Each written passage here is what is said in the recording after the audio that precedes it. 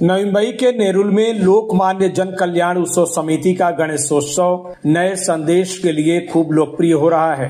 NCP के नवी मुंबई जिलाध्यक्ष नामदेव भगत के नेतृत्व में स्टेशन परिसर में इस गणेशोत्सव का आयोजन किया गया है। यहाँ पंडाल में मंगल मूर्ति श्री गणेश के दर्शन के साथ ही भक्तों और श्रद्धालुओं को पर्यावरण सुरक्षा का मनमोहक संदेश मिल रहा है। 15 मिनट की एक डॉक्यूमेंट्री के जरिए यहाँ प्लास्टिक से बढ़ रहे प्रदूषण से प्रकृति और पशु जीवन का नुकसान, केमिकल के जरिए जल और पर्यावरण के विनाश को दिखाया जा रहा है। नवी मुंबई का यह इकलौता गणेश पंडाल है जहाँ विघ्नहर्ता की भक्ति के साथ प्रकृति के संवर्धन की बड़ी सीख दी जा रही है।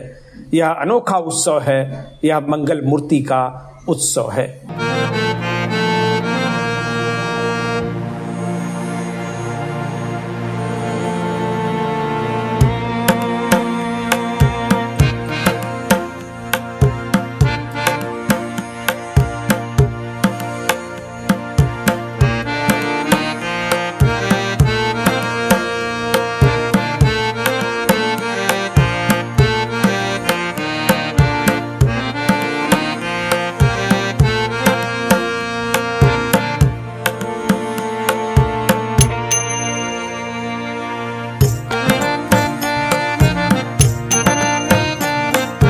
गणेशोत्सव के आयोजक और संस्थापक नामदेव भगत कहते हैं कि 37 वर्षों से नेरुल में सामाजिक संदेश के साथ इस गणेशोत्सव का आयोजन होता आ रहा है।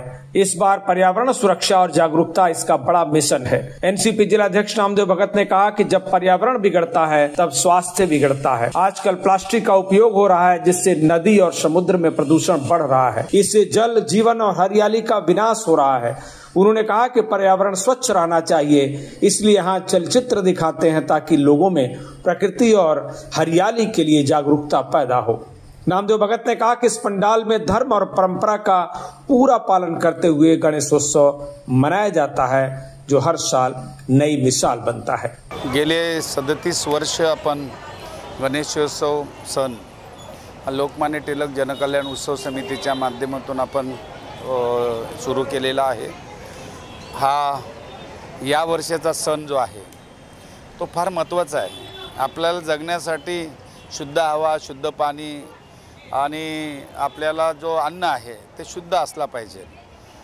आपण काय केलं पाहिजे आणि काय नाही केलं पाहिजे, आपण काय खाल्लं पाहिजे आणि काय नाही खाल्लं पाहिजे, ह्या गोष्टी प्रत्येक वेळेला आपल्याला केंद्र सरकार असेल, राज्य सरकार असेल, महापालिका असेल किंवा जिथे जिथे ग्रामपंचायत ते लोक सांगत असतात। परंतु आपलं पण एक कर्तव्य आहे, आपण त्यांच्याबरोबर सहभाग घेतला पाहिजे। आणि यावर्षी जो आपण विषय निवडलेला आहे तो पर्यावरण समतोल या ठिकाणी राहिला पाहिजे। आणि जर बिघडलं तर आपण आपलं जे जीवन आहे ते बिघडल्यासारखं होईल। आणि म्हणून प्लास्टिक किती वाईट आहे, घाण करणं किती वाईट आहे, सुका ओला कचरा एकत्र ठेवणं किती चुकीचं आहे। म्हणून सुका कचरा, ओला कचरा आपण वेगवेगळा केला पाहिजे।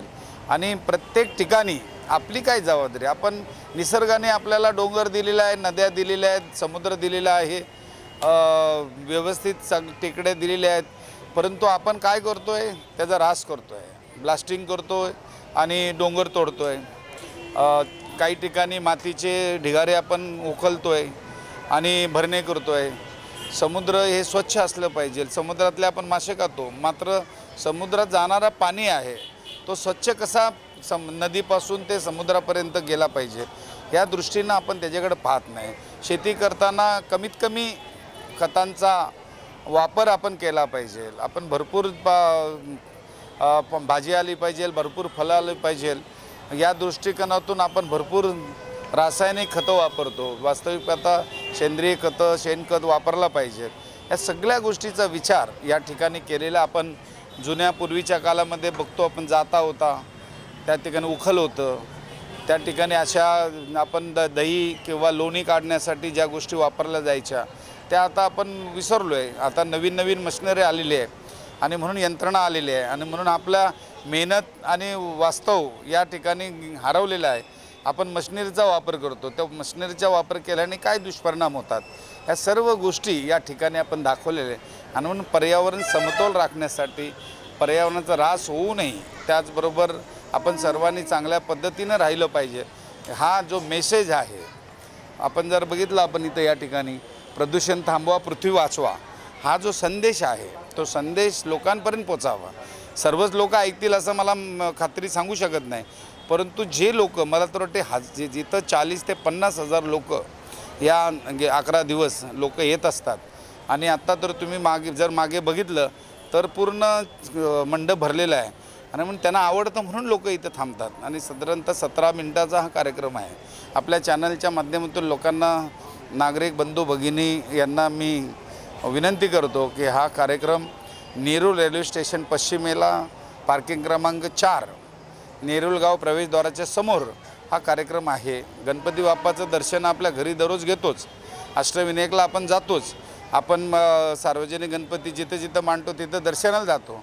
पण दर्शन पण आपण होणार आणि प्रबोधन होणार, या दोन्ही गोष्टी या ठिकाणी बघायला मिळतील. आपण मंडपामध्ये जर बघितली, स्वच्छता इथं चांगल्या पद्धतीने असते. बाहेर मंडपाच्या लोकांना त्रास होऊ नये, ट्रॅफिकला अडचण येऊ नये, आणि म्हणून आपण रेलिंग वगैरे लावलेले आहे. म्हणून येणारी मिरवणूक आपण काढत नाही. जाताना मिरवणूक जी काढतो ती फक्त 1.5 ते 2 तासाची असते. गुलाल वापरला जात नाही, दारू पाजली जात नाही, जुगार खेळलं जात नाही, स्पीकर या ठिकाणी लावला जात नाही मंडपाच्या बाहेर. मंडपाच्या आतमध्ये आपण त्या देखावा आणि त्याच्याबरोबर आवाज लोकांपर्यंत पोचण्यासाठी लहान आवाजामध्ये, कमी आवाजामध्ये आपण ठेवतो. आणि आपल्या या मंडळाला पोलीस बांधव असतील किंवा MSCB असेल, सिडको असेल, महानगरपालिका असेल, इथले रहिवासी असतील, सर्वजण या ठिकाणी लोक मदत करतात. त्यांचे या ठिकाणी आभार मानतो. ज्यांनी कार्यक्रम पाहिला नसेल त्यांनी कृपया करून या ठिकाणी यावं आणि हा कार्यक्रम बघावा. तुम्हाला नक्कीच आवडेल. पिक्चरमध्ये आपण टॉकीजमध्ये पिक्चर बघायला जातो, पैसे देऊन जातो. इथं प्रवेश शुल्क नाही आहे.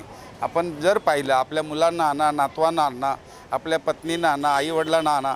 तुम्हाला हा सहकुटुंब कार्यक्रम बघता यावा या दृष्टीनं ठेवलेला आहे. आपण सर्वांनी यावं हीच परमेश्वराचरणी प्रार्थना.